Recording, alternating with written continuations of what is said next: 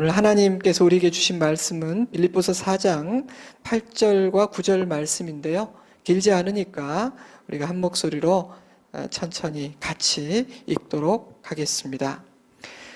끝으로 형제들아, 무엇에든지 참되며 무엇에든지 경건하며 무엇에든지 옳으며 무엇에든지 정결하며 무엇에든지 사랑받을 만하며 무엇에든지 칭찬받을 만하며 무슨 덕이 있든지 무슨 기림이 있든지 이것들을 생각하라.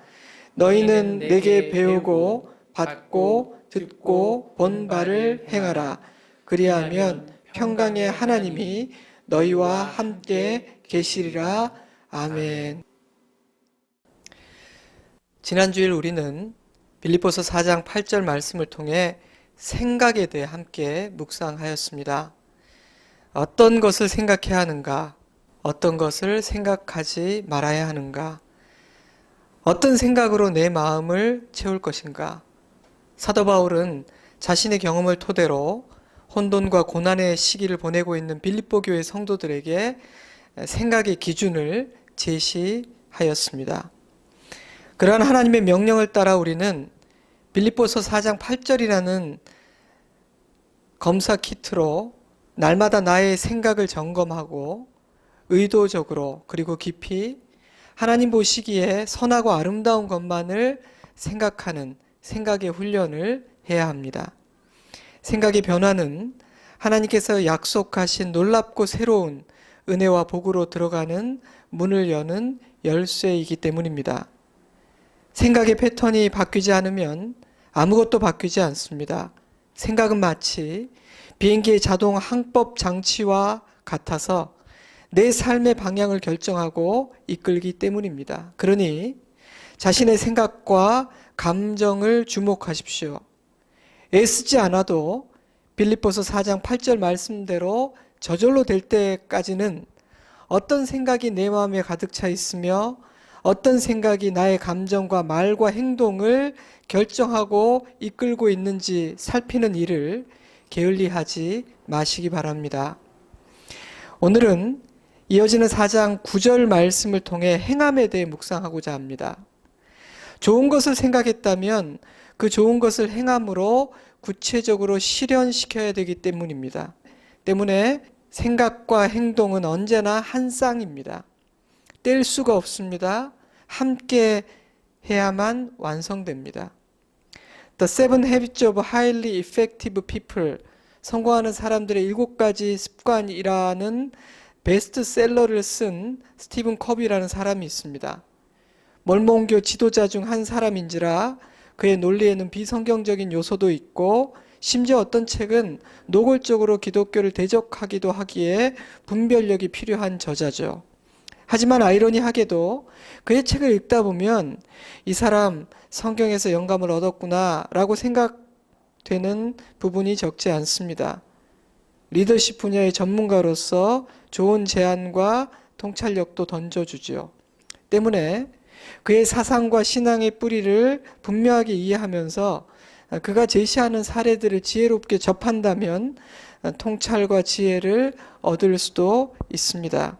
저는 바로 그것이 기독교인이 아닌 저자나 학자들의 글을 읽는 방식이라고 생각합니다.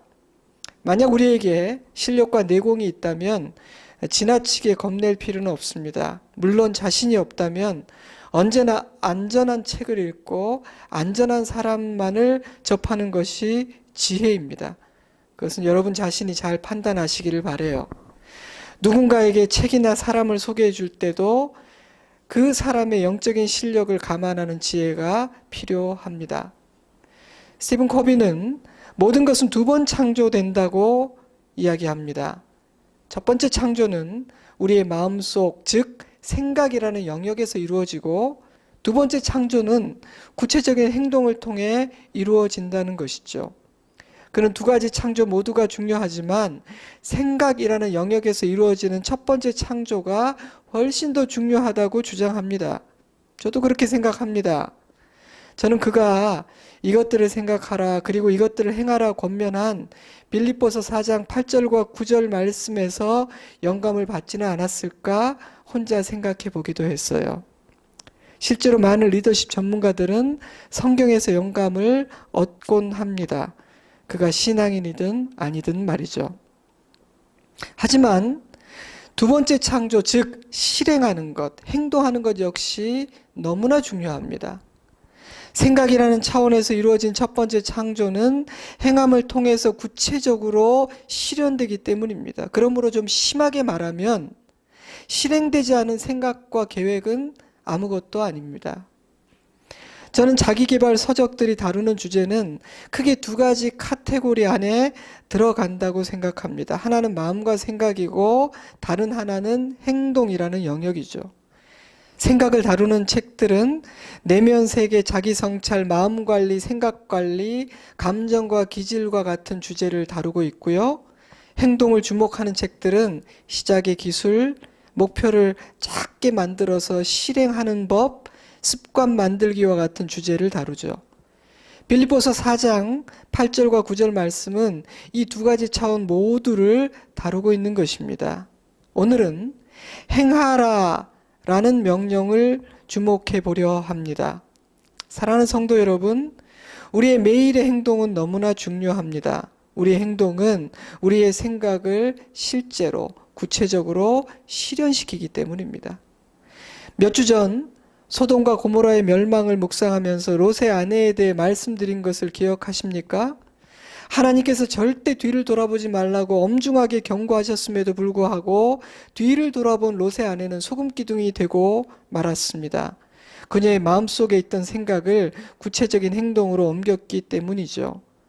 롯과 두 딸에게도 불신앙의 생각과 소돔의 삶에 대한 미련이 있었지만 그들은 그러한 생각을 행동으로 옮기지는 않았기 때문에 심판을 피할 수 있었습니다. 그래서 저는 잠시 잠깐 부정적인 생각과 쓴뿌리의 영향에 붙잡힐 수는 있겠으나 절대로 말과 행동으로 구체화시키지는 말아야 한다고 부탁드렸었습니다.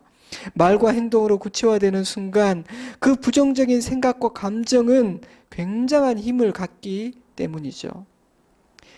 그러므로 행동은 중요합니다. 여기서 행동은 말과 글을 포함합니다. 말과 글 역시 마음에 있는 것이 구체적으로 드러나고 표현된 행동이기 때문입니다. 그러므로 우리는 부정적이고 파괴적인 생각과 감정은 절대로 행동화시키지 말아야 하고 하나님께서 보시기에 선하고 아름다운 생각과 감정들은 반드시 행동화시켜야 합니다.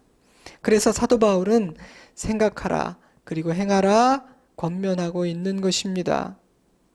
우리의 생각은 행동으로 표현될 때 진정 내 것이 되고 굳게 뿌리를 내리게 됩니다.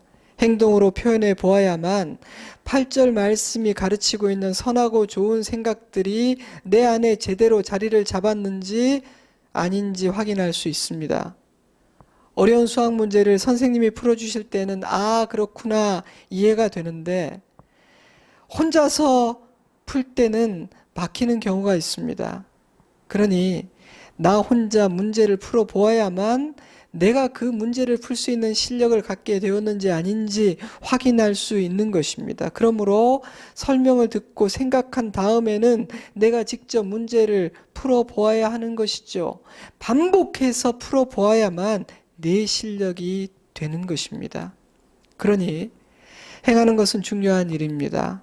배운 것을 삶에서 실천해 보아야만 진짜 내 것이 되는 겁니다.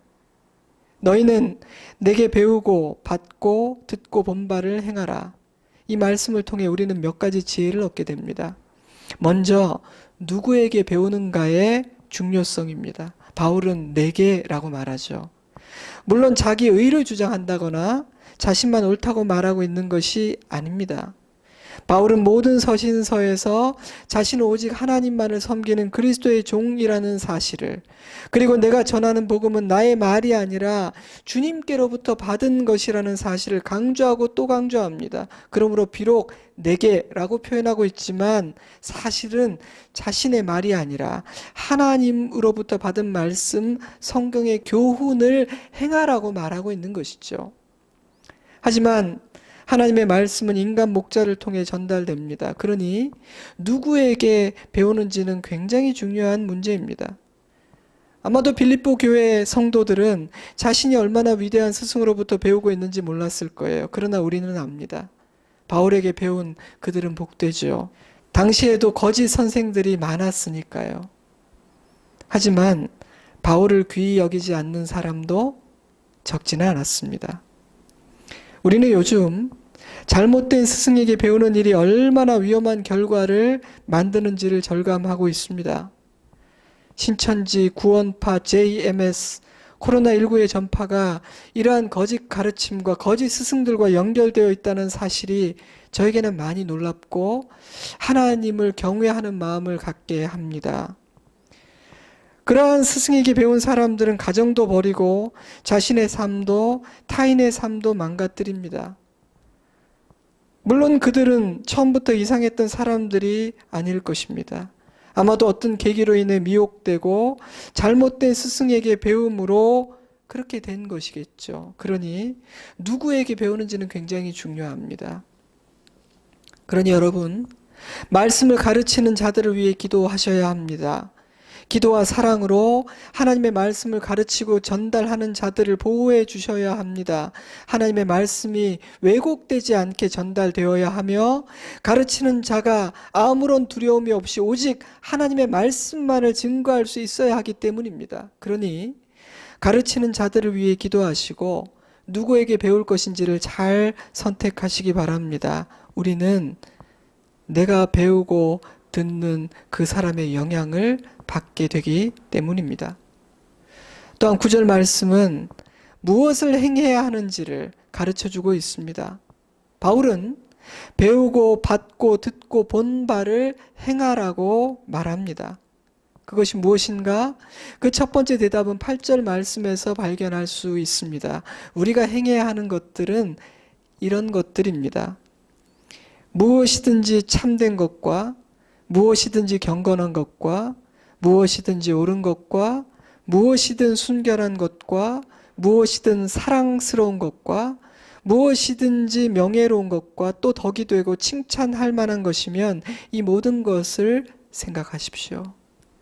바울에게 배우고 받고 듣고 본 것들은 참되고 경건하며 옳고 순결하며 사랑받을 만하고 명예로우며 덕이 되는 것들이었습니다. 바울은 그러한 말씀을 가르쳤고 자신의 삶으로 보여주었습니다. 그러니 바울은 지금 이렇게 말하고 있는 것이죠. 그것들을 생각하고 그것들을 행동에 옮기라.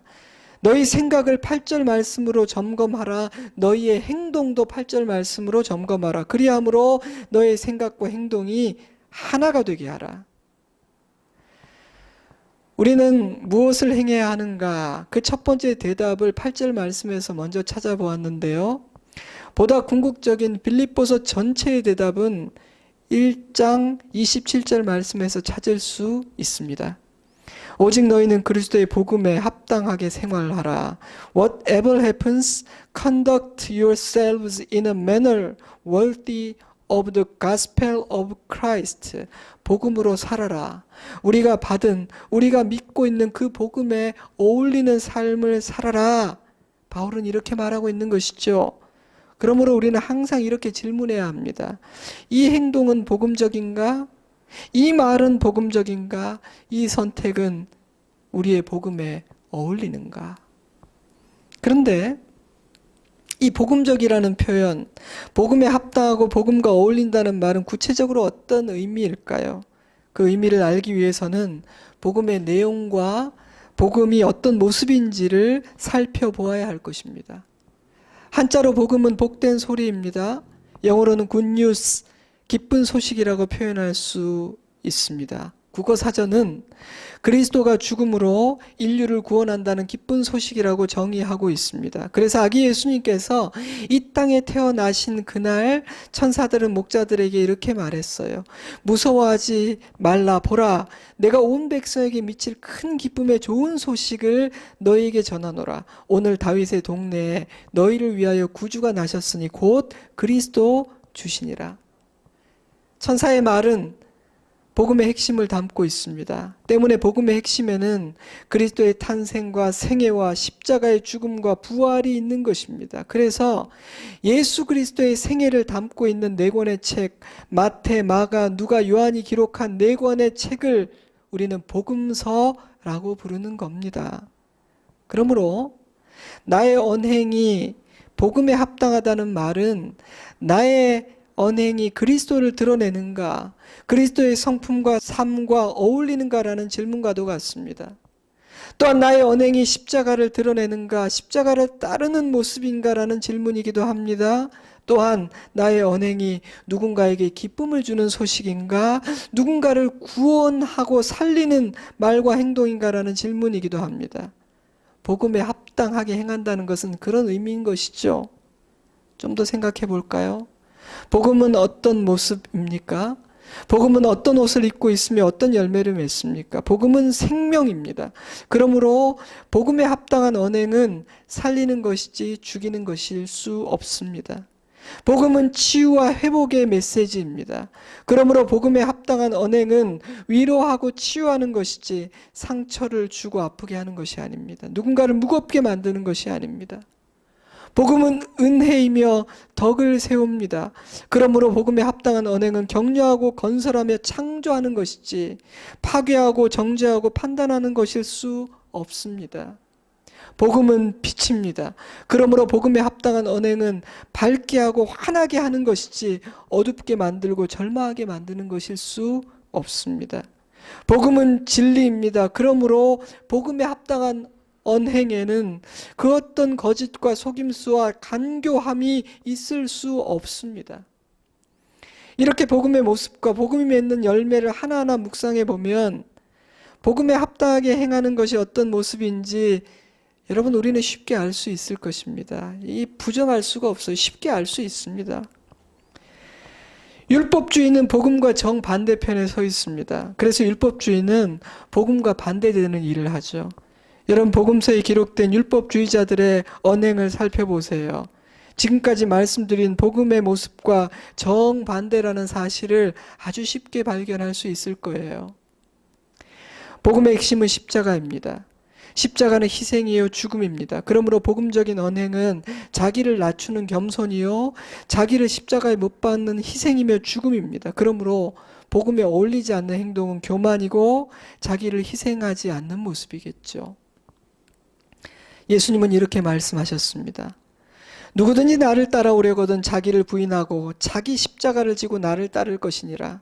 누구든지 제 목숨을 구원하고자 하면 잃을 것이요 누구든지 나를 위하여 제 목숨을 잃으면 찾으리라. 이 말씀에 순종하는 것이 복음에 합당한 삶입니다. 그러한 예수님의 부르심을 따라 복음에 합당한 삶을 살았던 사도 바울은 이렇게 고백했습니다.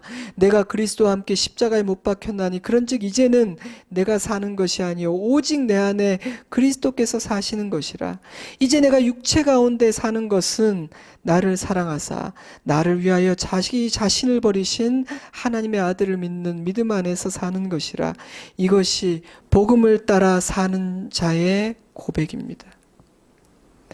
복음적인 삶은 살리는 삶이요 치유하는 삶이며 구원하는 삶이요 자유하게 하는 삶입니다. 복음적인 삶은 누군가에게 기쁨과 소망을 주는 것이며 어둠에서 빛으로 나아가게 하는 삶입니다. 복음적인 삶은 나의 옛사람을 십자가에 못 박고 그리스도를 믿는 그 믿음 안에서 사는 삶입니다. 사랑하는 성도 여러분, 나의 언행은 이러한 복음에 합당한 삶이라는 생각이 드시나요? 하나님은 사랑하는 당신의 자녀들에게 복음에 합당하게 생각하고 복음에 합당하게 행하라고 말씀하십니다. 그런데 그렇게 말씀하신 후에 잘하나 못하나 내가 지켜보고 검사하겠다. 못하면 내가 매를 들고 찾아오겠다. 이렇게 말씀하지 않으셨어요. 오히려 복된 약속을 주십니다. 그리하면 평강의 하나님이 너희와 함께 계시리라. 그리하면 평강의 근원인 내가 너와 항상 함께 할 것이다. 이 말씀을 통해 우리는 왜 하나님께서 사랑하는 자녀들에게 생각과 행동의 변화를 명령하셨는지 그 이유를 알게 됩니다. 우리와 함께 하기 위해서입니다. 생각과 행동의 변화는 평강의 하나님이 우리 가운데 거할 수 있는 처소를 만들어주기 때문입니다. 처소가 준비되지 않으면 거하실 수가 없습니다. 사랑하는 여러분, 나는 평강의 주님이 거하실 처소를 준비한 사람입니까? 이미 말씀드린 바와 같이 사도 바울과 빌립보 교회는 안팎으로 우겨쌈을 당한 것과 같은 힘겨운 시기를 통과하고 있었습니다. 그러한 현실은 빌립보 교회 성도들의 평안을 빼앗았고 두려움과 절망의 늪에 빠지게 만들고 말았습니다. 그런데 그들보다 더 열악한 상황에 처해 있던 사도 바울이 기쁨의 편지를 보내온 것입니다.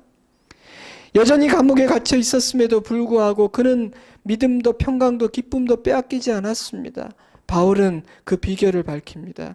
이것들을 생각하고 이것들을 행하라.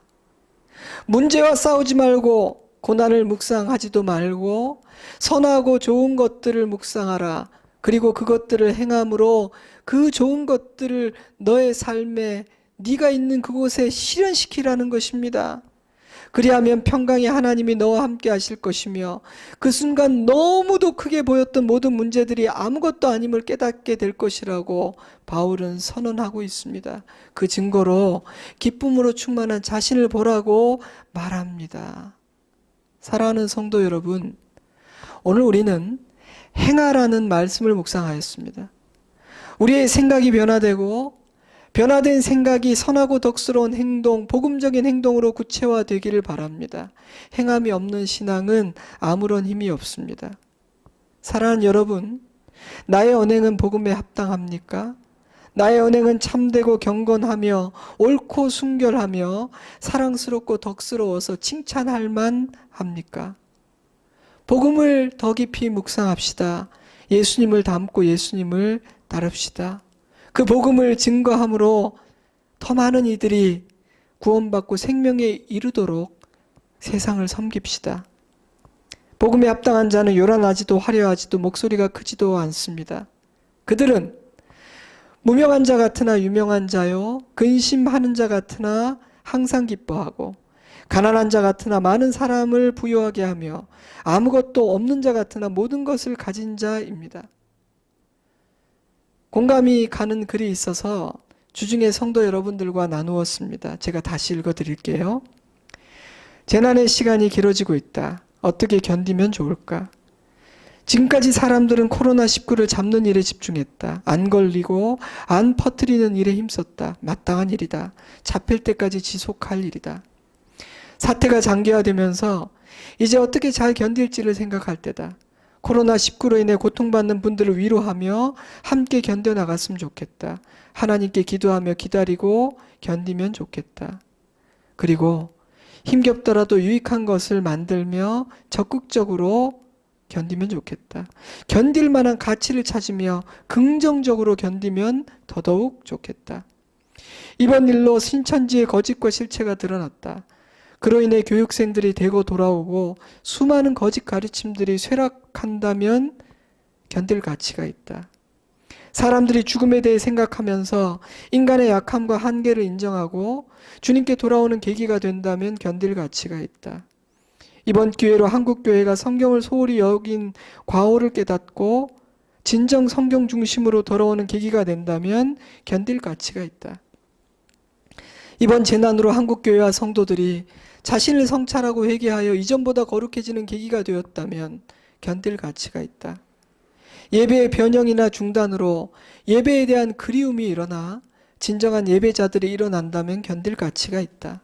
이번 기회에 가정 예배가 정착되고 개인 묵상이 자리 잡을 수 있게 된다면 견딜 가치가 있다.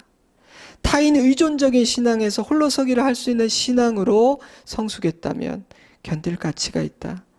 앞으로도 이런 재난들이 또 있을 텐데 잘 대처하는 학습을 하고 있다면 견딜 가치가 있다. 일상에서 자연스럽게 했던 것들을 못하게 되면서 그것들이 얼마나 귀한 축복이었나 발견할 수 있다면 견딜 가치가 있다. 지난 일상이 저절로 되었던 것이 아니라 하나님께서 주신 은혜였음을 깨달을 수 있다면 견딜 가치가 충분히 있다. 이 글을 읽으며 빌립보서 4장 8절 말씀의 기준에 합당하다는 생각이 들었습니다. 비난과 원망, 정죄와 판단, 탓하는 단어가 없죠. 가르치려 하기보다는 자기 고백적인 글입니다. 감사와 소망을 담은 글이라는 생각이 들었습니다. 쉽지 않은 시간을 보내고 있습니다. 하지만 이 시간을 복음적으로 생각하고 복음적으로 행동하는 삶의 패턴을 연마하는 기회로 삼았으면 좋겠습니다. 그러니 이 시간을 감사의 수준과 생각의 실력이 높아지는 기회로 만듭시다. 주중에 보내드리는 말씀 묵상도 들으시고 성경 읽기도 열심히 하세요. 한적한 삶의 즐거움과 우리의 중심을 잡아주는 고요함의 가치와 그 무게를 경험하시기 바랍니다. 이번 한 주간도 복음을 생각하고 복음으로 살아 항상 기뻐하고 범사에 감사하는 우리이기를 바랍니다. 더 지혜롭고 더 성숙해진 모습으로 곧 만나 뵙기를 바랍니다.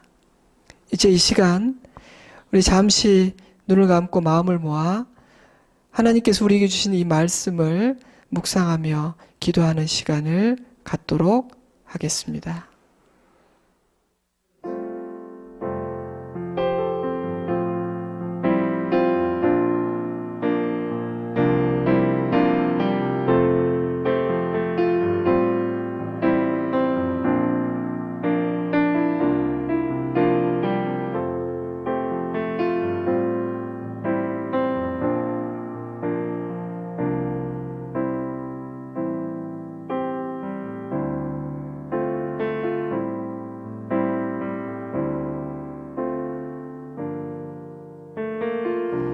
사랑과 은혜가 풍성하신 좋으신 아버지 하나님, 오늘도 우리에게 생명과 진리와 빛된 아버지의 말씀을 들려주심을 감사드립니다. 저희들 진심으로 예배하였고 말씀을 마음에 담았습니다. 생각하고 행동하는 훈련을 하게 하시고, 그래서 평강의 하나님께서 날마다 나와 함께 하시는 놀라운 복을 누리게 하여 주시옵소서. 특별히 오늘은 복음에 합당한 삶, 선하고 거룩한 행동을 하는 것의 중요성을 깨달았습니다. 나의 삶을, 내 생각을 돌아보고 성찰하게 하시고 주님 뜻 안에서 복음에 합당한 한 주간을 살아내게 하여 주시옵소서. 우리 사랑하는 성도들과 성도들의 가정을 축복합니다. 어려움 당한 모든 분들과 이 일을 극복해내기 위해 헌신하고 있는 모든 분들을 축복합니다. 곧 이 모든 일들이 진정되고 우리에게는 귀한 깨달음과 감사만이 남게 하실 줄 믿으며 예수님 이름으로 기도드리옵나이다. 아멘. 이제 이 시간 우리 아침해가 돋을 때 함께 찬양하고 축도로 예배를 마치도록 하겠습니다.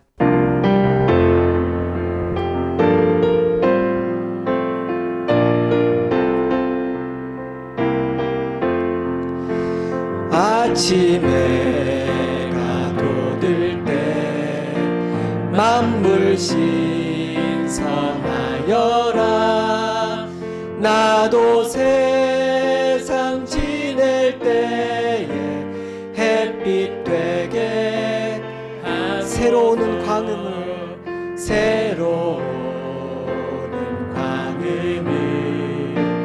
보람 있게 보내고 주의 일을 행할 때에 햇빛 되게 하소서. 주여 나를 도우사 세월호 송 안고서 어두운 세상 지낼 때 햇빛 되게 하소서. 한 번 가면 안 오는 빠른 말 귀한 시간 맞춰서 햇빛 되게 밤낮 주를 위하여 몸과 마음을 드리고 주의 사랑 나타내 햇빛 되게 하소서.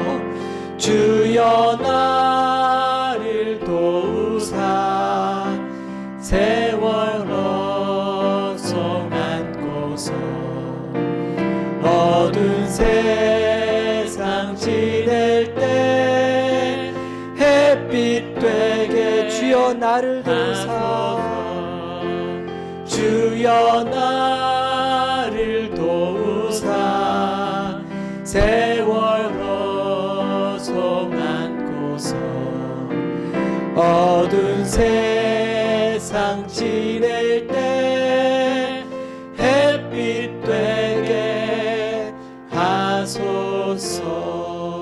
함께 기도드리겠습니다. 지금은 우리 구주 예수 그리스도의 크신 은혜와 하나님 우리 아버지의 깊고 넓은 사랑하심과 성령 하나님의 감화 감동 교통 충만하신 놀라운 은혜와 능력의 역사하심이 주님께서 생각하라 하신 모든 선한 것들과 그 은혜의 말씀을 깊이 생각할 뿐 아니라 복음에 합당하게 행하고 선한 것을 살아내리라 다짐하며 돌아가는 사랑하는 주의 백성들과 그 가정 위에 우리 좋은 씨앗교회 위에 이 고난을 통과하고 있는 이 나라 이 민족 위에 모든 의료진과 봉사자들과 환우들 머리 위에 이제로부터 영원토록 함께 하시옵기를 간절히 축원하옵나이다. 아멘.